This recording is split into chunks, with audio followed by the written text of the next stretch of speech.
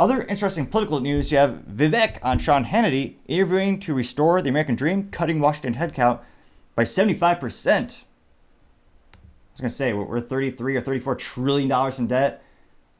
Someone might think you should probably cut spending someday. And that goes for everyone in D.C. And it looks like this is posted originally by someone by the name of Keno the Great. And for once, I actually wasn't stuttering. That's the person's name, Keno the Great. As I attempt to try to fix that issue of my stuttering, as well as my articulation throughout the show. And it looks like he has a little bit of quite a few texts before. So Mr. Keno the Great says, quote, Vivek Ramaswamy talks about restoring the American dream, Biden being a puppet of the administrative state, and bringing a 75% headcount reduction in Washington, D.C. You'll remember with Don Lemon, that last interview that he did with me, one of the last things he did before he got kicked off the air, so we're doing services through this campaign. I think 80% of people in this country agree with the American dream, the idea that you can get ahead in this country not by the color of your skin, but the content of your character. And half of the 20% of people younger than me who never learned those ideals in the first place, we're going to have to bring them to them. Now, I stopped that quote because it looks like it's an actual exact transcript of the actual show. So I'll actually just go ahead and show it. And again, I appreciate your patience. And if you have suggestions for software for in real production, putting picture in picture, I appreciate it because again, I've tried a couple. The camera keeps crashing. So I'm trying to find a better solution. Any feedback is greatly appreciated as I play the clip now. Good to see you, Sean. Man, how are you? Good to see you. Good to see you. I've noticed as time has gotten on, you've come under more fire. What do you think that is? Well, look, I think that it's politics. Yeah, at the start of this race, I was at 0.0% in the polls. Nobody cared about me in the race. Now we're verging on second and third in most national polls. And you're going to run for U.S. president. If you can't handle the heat, you stay out of the kitchen. So I can handle the heat. And my view, Sean, is we talk to all media. Left-wing media, right-wing media. He missed out on a perfect joke. He should have had something to the effect of, of course I can handle the heat. My family's from India. Like, lost opportunity. Needless to say, his stand-up career is not starting tonight. Media, no-wing media. If I'm not willing to sit across the table from the people who disagree with me, then I'm not willing to ready to sit across the table. Why would you want to sit next to the jackasses of fake news, CNN or MSDNC? Don't you feel like you're wasting your time? By the way, not many people are watching fake news CNN. You know, the fact of the matter is there are times when I feel that way, but I'm not running to lead a political party, Sean. Well, I'm running to lead a nation. You want to be watched. Well, you know what? I think that my view is we have to talk to the people who disagree with us because every time we do it, we show up and we win. You'll remember with Don Lemon, that last interview that he did with me was one of his last ones before he got kicked off the air. So we're doing services through this campaign. So you got Don Lemon fired. That's what the New York Times said. Yeah.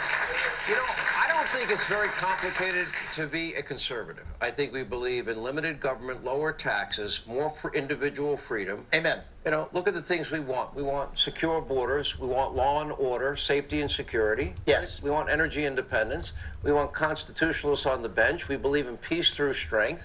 And then leave us the hell alone. That's about right. It's not that hard. And you know what, Sean? Here's the real thing in the country. That's not even a Republican versus Democrat idea. Those are basic American ideals. Yeah. I think 80% of this country agrees on the ideals that you just listed. The American dream, the idea that you get ahead in this country, not on the color of your skin, but on the content of your character. I think 80% of people in this country agree on that. And half the 20 are people younger than me who never learned those ideals in the first place. We're going to bring them along, too. And if we do, Sean, I think we can win the 2024 election in a landslide with a multi-ethnic, working-class coalition. Leave no state left behind, no city left behind. I think that's the opportunity with this failing president, from the economy to the porous border.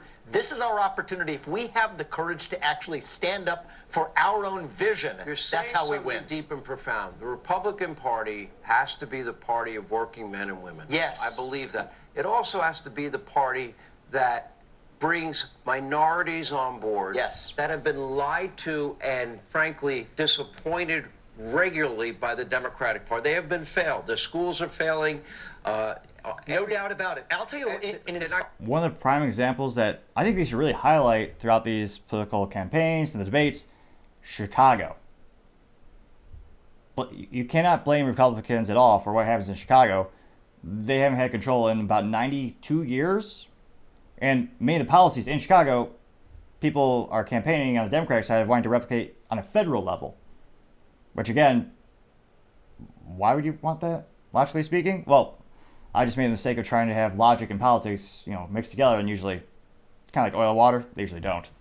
But I think Vivek should really start to drive that point home. Keeping them safe and secure. Sean, so I've gone to places like the south side of Chicago or Kensington, read my in the mind. city of Philadelphia. You didn't get shot In this campaign. Well, great minds think alike. I mean, I've been to third world countries growing up. pathetic. You go to the third world, you want to where you go to Kensington and Philadelphia today. But here's what I saw on the south side of Chicago. 90% black group, supposedly mostly Democrat. That is a room that fully agreed with me on militarizing the southern border, on ending that border crisis that is impacting their community every bit as much as Republican communities across this country. And so America first includes all Americans. That's what I say. I agree. Americans should not be suffering under Biden's economy, his idiotic energy. That would be a good shirt. Vivek should start making those shirts. That could be a winning campaign slogan. Everyone kind of needs a cliche campaign slogan throughout the years, and you kind of do have to boil all of the topics and all the ideas down to a single sentence, as crazy as that might sound.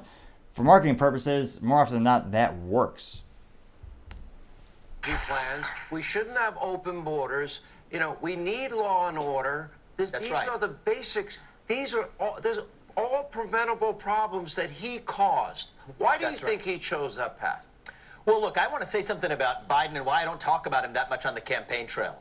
I don't even think he's really the one running the country, Sean. I think he is a puppet for the managerial class in the administrative state. And you mark my words, when I'm the nominee, they're not going to let him run against me. It's going to be the next puppet that they trot out. So we have to recognize that this is a broken system. We have to stand up to that managerial class, shut down those three-letter agencies. It's not Biden that's alone the problem. It's the three-letter agencies and the deep state. We have to get in there and shut it down. But the upper echelon tend to control everything. The managerial class. And so, yes, there's 25% of people in those agencies who are doing important work. But I think that we have to downsize the government significantly. 75% headcount reduction. That's what I'm bringing to Washington, D.C. There you go. Vivek Ramaswamy. I was going to say, a perfect time to check that national debt clock.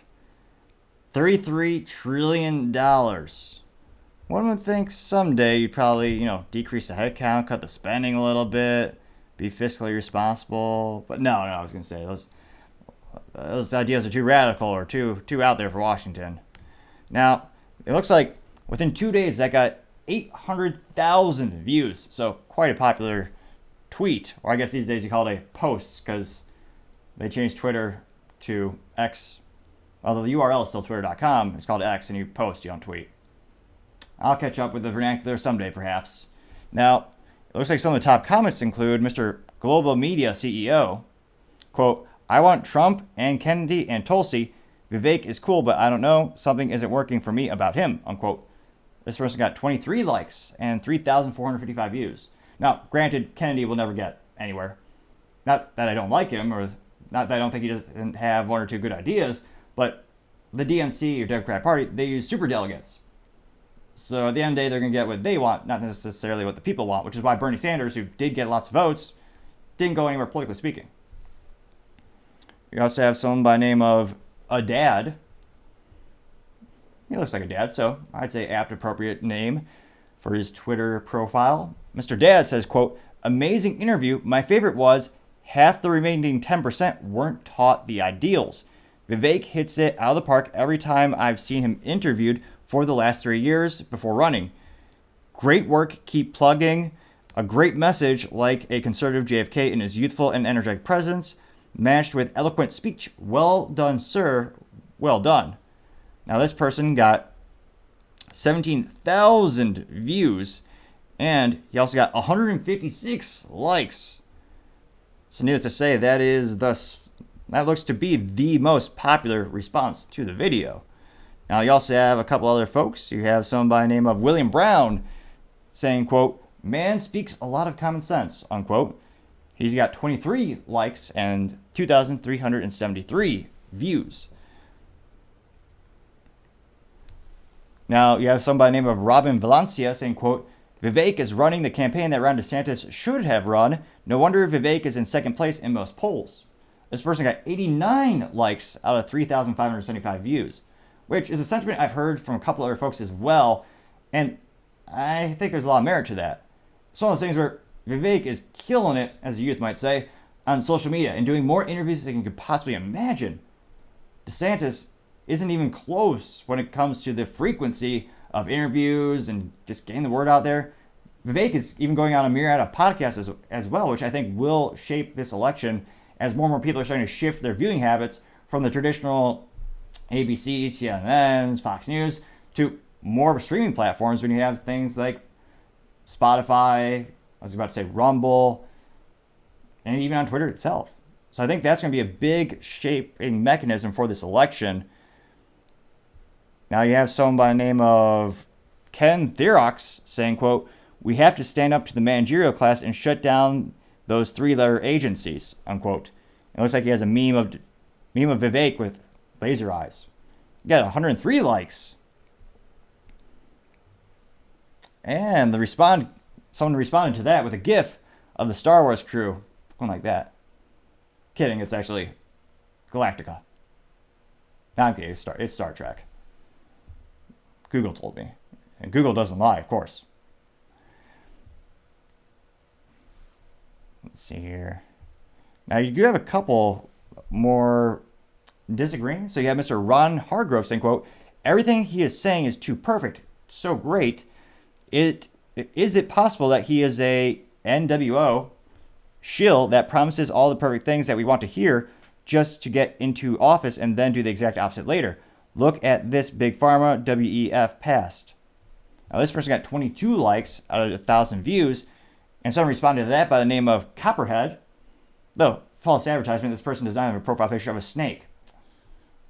So pathetic. That's not good marketing. Nevertheless, this person, Mr. Copperhead, said, quote, I think the same thing. He's kind of swarmy. Now, he did get one singular like for that particular viewpoint.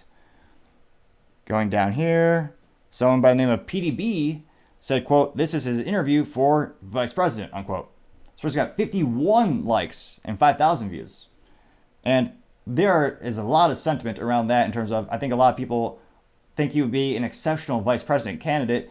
And right now, with Trump having such a big lead over all the other primaries, on all the other potential nominees, there's a lot of speculation of, well, will Trump choose him? Trump's also been very friendly to a political leader, I forget her name at the moment, but in South Dakota. So there's a lot of speculation on what could happen if Vivek is not able to get the actual nominee for the Republican Party. It'll be interesting to see. Let me know, do you think his message is going to resonate with more people in the middle? As when it comes to moves on the political chessboard, you do need to focus on the middle and gaining those people to your side of the argument. It'll be interesting to see, but as I always say, time shall tell.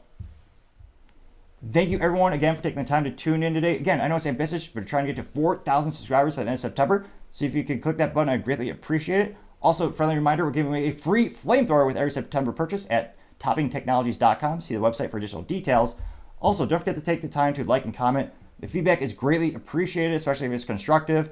And again, I'm trying to find a better software to do picture-in-picture for production quality. If you can do that, suggestions are greatly appreciated. Also, don't forget to take the time to tell your family, tell your friends, tell your coworkers, heck, tell your enemies, tell anyone and everyone. Just stay safe, fight the good fight.